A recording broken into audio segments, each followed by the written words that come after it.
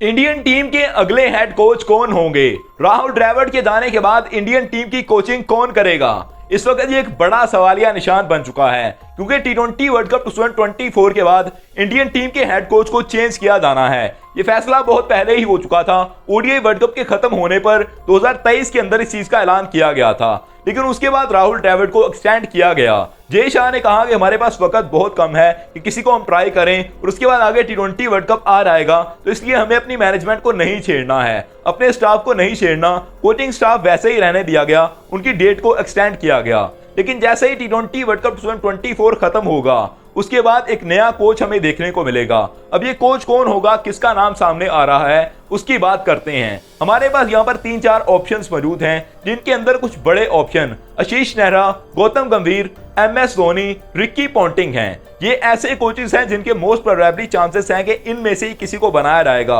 अब इनको एक एक करके चेकआउट कर लेते हैं कि किसके ज्यादा चांसेस हैं और आपकी राय लेंगे कि आप किसको हेड कोच देखना चाहते हैं। सबसे पहले अगर बात की जाए गौतम गंभीर की, गौतम गंभीर ने इसी साल के अंदर पॉलिटिक्स छोड़ी थी। पॉलिटिक्स छोड़ने के बाद उन्होंने कहा कि वो अपनी टीम कोलकाता नाइट राइडर के ऊपर फोकस करने वाले हैं, क्योंकि ऐसी कंडीशन के अंदर जब मिचेल स्टार्क को इतने बड़े दामों पर इन्होंने खरीद दिया था तो एक बड़ा बोझ बन चुकी थी ये बातें, जिसकी वजह से उन्होंने क्रिकेट पर फुल फोकस किया। और वो अग्रेसिव रहते हैं हमेशा, उनके अंदर एक मैच जीतने की तमन्ना रहती है, जिसकी वजह से उन्होंने अपने आप का दम दिखाया इस दफा। और इस दफा आईपीएल के अंदर उनकी टीम अगर टेबल पर टॉप पर है तो इसके अंदर गौतम गंभीर का एक बड़ा रोल है। लेकिन गौतम गंभीर को लेकर कुछ प्रॉब्लम्स रहती हैं इनकी अग्रेसिवनेस की वजह से, कि जितने ये अग्रेसिव हो जाते हैं, क्या क्रिकेट के अंदर इतना अग्रेसिव होना चाहिए? और स्पेशली जब आप एज अ कोच चल रहे हैं, एज अ कोच चलते हुए अगर आप इतने अग्रेसिव होते हैं तो बाहर की टीमों के साथ तो जो मामला रहते हैं वो तो रहते हैं, वो चीजें तो सूटेबल हैं। बड़ा मजा आता है देखने के अंदर कि जिस तरह विराट कोहली के साथ इनके मामला चल रहे हैं,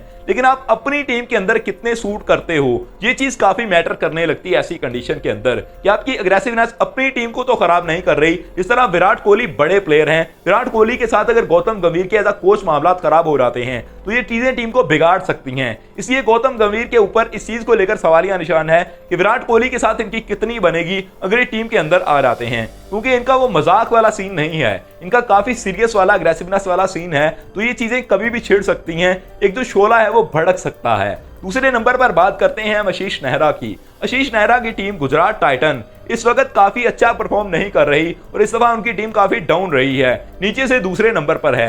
लेकिन जैसे ही गुजरात ने परफॉर्मेंस पिछले 2 सालों के अंदर दी, इनका पहला सीजन था 2 साल पहले, इन्होंने ट्रॉफी उठाई, पिछले सीजन के अंदर इन्होंने फाइनल खेला। आशीष नेहरा के ऊपर पूरी नजरें टिकी हुई थी बीसीसीआई की। जय शाह ने इनको ऑफर किया था ओडीआई वर्ल्ड कप के बाद, लेकिन उसके बाद फिर पुरानी टीम की जो एक्सटेंड कर दी गई डेट, जिसकी वजह से इनको नहीं बुलाया गया। लेकिन आशीष नेहरा की तरफ से उस वक्त रिस्पॉन्स कोई नहीं आया था। अब पता नहीं है कि आशीष नेहरा खुद हेड कोच बनना चाहते भी हैं या नहीं, लेकिन इंडियन टीम में से मेरे ख्याल से कोई भी ये चांस खोना नहीं चाहेगा। हर कोई चाहेगा कि इस चांस को अवेल करे और टीम के अंदर आए एज अ हेड कोच, क्योंकि सबसे बड़ी टीम और सबसे बड़ी टीम का हेड कोच बनना कोई छोटी बात नहीं होती। तीसरे नंबर पर नाम आ रहा है हमारे पास एमएस धोनी का। एमएस धोनी अभी चेन्नई सुपर किंग की तरफ से खुद क्रिकेट खेल रहे हैं, इनके कुछ चांसेस बन रहे हैं, इनके फैंस कह रहे हैं कि इनको हेड कोच बन जाना चाहिए। लेकिन कोचिंग करना कोई इतना आसान काम नहीं है, इतना हलवा नहीं है। एमएस धोनी बहुत तगड़े प्लेयर हैं, बहुत सारी चीजें हैं, लेकिन कुछ चीजें ऐसी हैं जो कि इनको भी डिस्टर्ब करती हैं। जिस तरह से इनके ऊपर अभी फेवरेटिज्म के इल्जाम लग रहे हैं कि इन्होंने अजिंक्य रहाणे को सीएसके के अंदर शामिल करके इस साल टीम का बेड़ा डबो दिया। अजिंक्य रहाणे को नंबर 3 पर 4 पर खिलाया जा रहा था, फिर उनको नंबर 1 पर खिलाया जाने लगा। अब ओपनिंग के अंदर उनको खिलाया जा रहा था और ऐसी सूरत हाल के अंदर सचिन रविंद्र को टीम से ड्रॉप किया गया था। सचिन रविंद्र को टीम के अंदर शामिल किया गया तो ऋतुराज गायकवाड को ही टीम से निकाल दिया। इसको निकालना बिल्कुल भी नहीं बनता था। वो एक ऐसा प्लेयर जो कि फुल फॉर्म के अंदर था, उस प्लेयर को आप ड्रॉप नहीं कर सकते। उसको आपने बैटिंग से हटाया और अजिंक्य रहाणे को बैटिंग करने के लिए भेज दिया इंपैक्ट प्लेयर के तौर पर, जिस चीज ने टीम को डैमेज किया और कल का मैच सीएसके हार गई। इसलिए एमएस धोनी के ऊपर भी सवालिया निशान है कि क्या फेवरेटिज्म को तरजीह देना शुरू कर देंगे अगर एमएस धोनी आ जाते हैं, या फिर ये चीजें सॉल्व आउट हो जाएंगी, इनको हेड कोच बना देना चाहिए। उसके बाद बात हो रही है रिकी पॉन्टिंग के बारे में।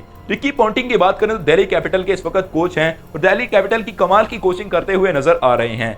लेकिन फिर भी इनके ऊपर सवालिया निशान है कि क्या बाहर के मुल्क के हम लाना चाहेंगे कोच या फिर इंडियन कोच को ट्राई करना चाहेंगे। जय शाह ने कहा है कि हम देख सकते हैं किसी फॉरेनर की तरफ, हम किसी बाहर के प्लेयर की तरफ देख सकते हैं, उसको कोच बनाया जा सकता है, लेकिन इस बात को यकीनी नहीं बनाया गया। अभी ये भी उन्होंने साथ कह दिया कि राहुल द्रविड़ को भी ऑफर किया रहेगा, ये अपना नाम दोबारा से देख सकते हैं, हम लिस्ट पूरी को देखेंगे उसके बाद फैसला करेंगे। आपको क्या लगता है कि क्या राहुल द्रविड़ दोबारा से आ रहेंगे या फिर किसी और को हेड कोच बनाया जाएगा? क्या गौतम गंभीर टॉप ऑफ द लिस्ट हो सकते हैं? अब अपना कमेंट करके राय जरूर दीजिएगा। Subscribe the channel for more videos. Thank you all of you to be with us.